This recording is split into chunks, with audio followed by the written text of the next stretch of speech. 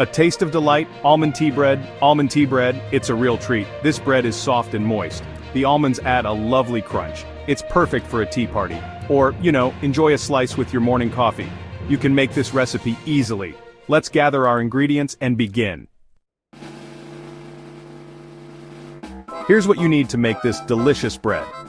For the bread, 225 grams or 2 cups of all-purpose flour, 1 teaspoon of baking powder, half a teaspoon of salt, 115 grams or half a cup of unsalted butter, softened, 200 grams or 1 cup of granulated sugar, 2 large eggs, 1 teaspoon of almond extract, 120 milliliters or half a cup of milk, 50 grams or half a cup of sliced almonds.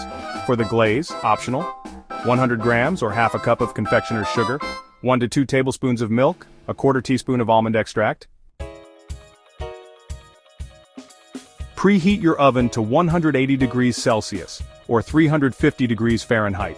Grease and flour a 9 by 5 inch loaf pan. In a large bowl, whisk together the flour, baking powder and salt. In a separate bowl, cream together the softened butter and sugar until light and fluffy. Beat in the eggs one at a time, then stir in the almond extract. Gradually add the dry ingredients to the wet ingredients, alternating with the milk, and mix until just combined. Do not overmix. Fold in the sliced almonds, pour the batter into the prepared loaf pan and spread evenly. Bake for 50 to 60 minutes, or until a toothpick inserted into the center comes out clean.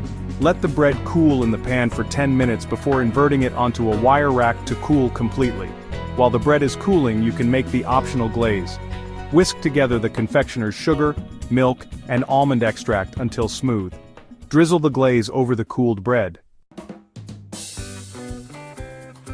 Section 4. Tips for baking perfection. Make sure your butter is softened to room temperature for optimal creaminess.